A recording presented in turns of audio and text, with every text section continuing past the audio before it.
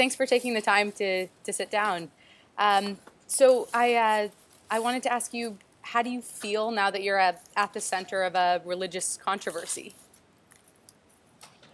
Um, Calm, blood pressure's low.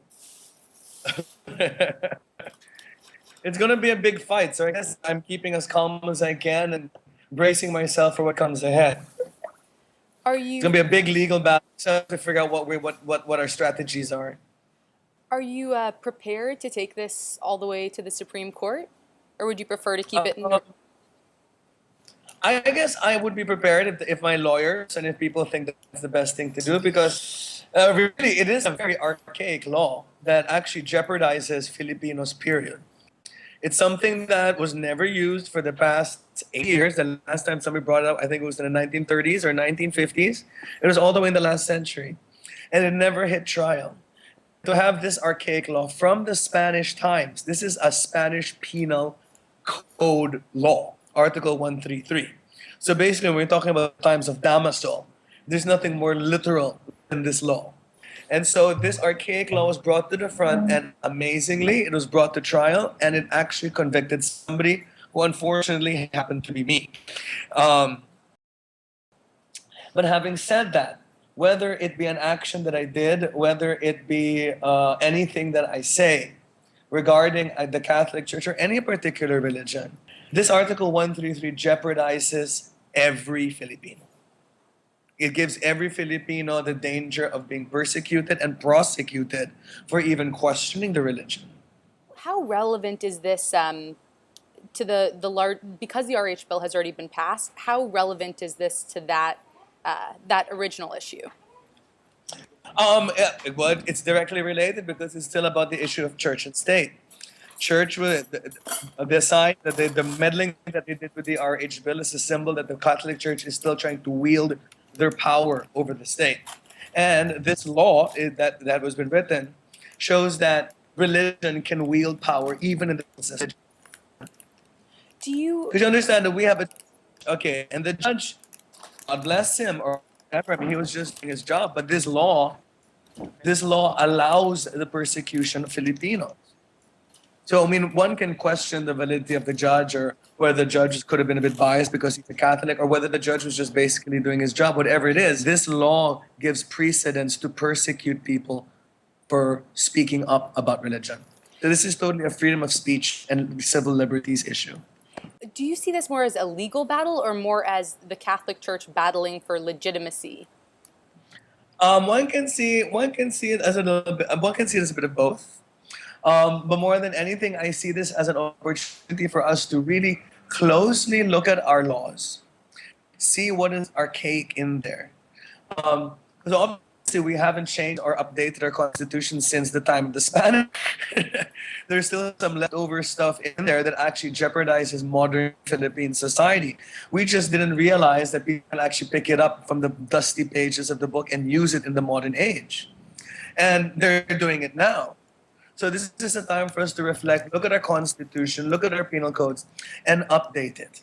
And maybe we can even expand further as not just being the provisions here about religious persecution, but also economic freedoms, social freedoms, information freedoms.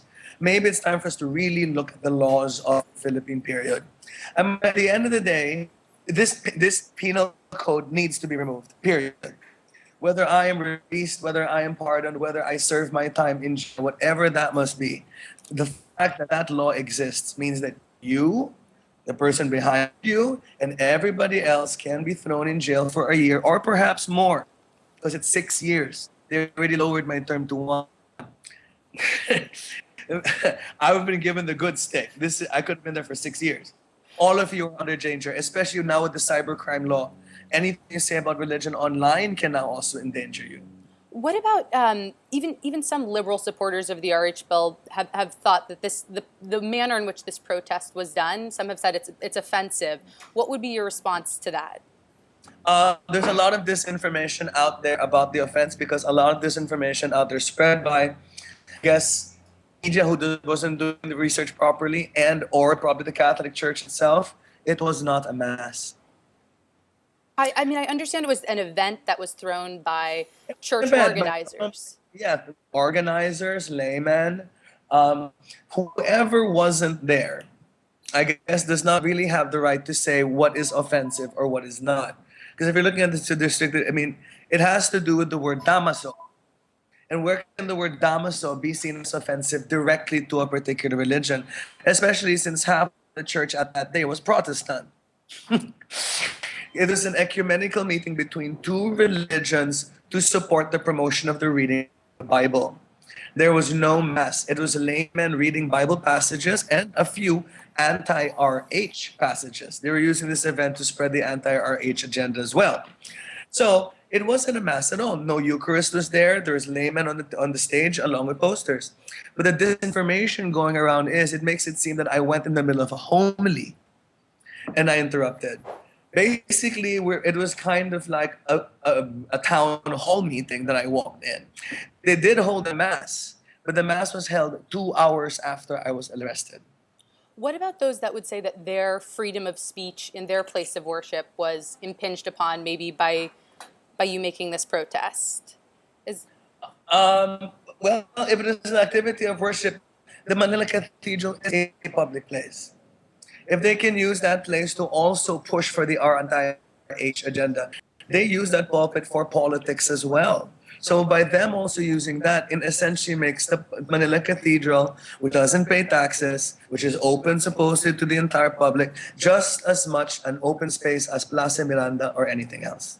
And if we're going to be also making nitpicking things about freedom of speech, for them to say that, then what will stop them from being arrested for talking about other religions or by talking about against a movie star? Or freedom of speech is totally absolute. There comes responsibilities with it, but that responsibility has to become from a self-actualized society that actually knows the difference between what is right and wrong in this world. And there comes the responsibility. It has to come from the self. It cannot come from the state. I mean, it sounds like now with you facing prison term, it sounds like that's a ways away, according to your lawyer. But that is a real stake. Are you? How nervous are you about that potential? My blood pressure's low. I'm calm about it. I'm not going to say I'm going to be.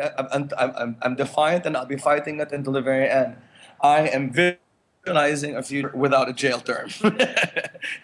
That's basically what I'm doing. But as you know, the universe unfolds as it should. Whatever I went through, the RH bill has become RH law. So at the end of the day, whatever I go through is worth every minute. And then last well, two questions follow into this. Were you raised a Catholic, and what are your beliefs now?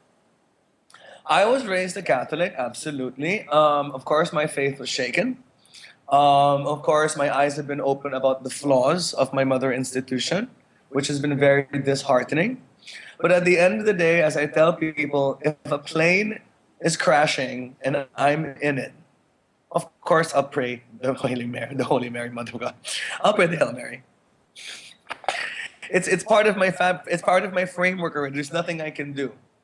I pass by a church, I will genuflect and pray the cross. It's just part of my wiring already. So being Catholic is something that I am until it's taken away from me. And then, final question: would you do it again, knowing what you've seen now? Of course not. The RH bill is RH law. I never do anything twice, darling. Never look back. But if it was in that time before the RH bill was passed, would you have done this again? I have no regrets of what I did. I will. Everything depends upon the circumstance. If I felt it needed to be done, then of course it will. I would have done it again. If I felt it needed to be, if I felt it, I needed to. But for now, I don't. So I'm not looking back. Great. Thank you so much for taking the time. I really appreciate it. Is there any last message or words you want to get across? The main. This is really an issue of freedoms. This is an issue of like all kinds of freedom: freedom of speech, freedom of good government, freedom of access to a judicial system. I mean, everything that has to do with what we understand as freedom. This is a great starting point for all Filipinos to really analyze what it truly means to be free. No, I have to say.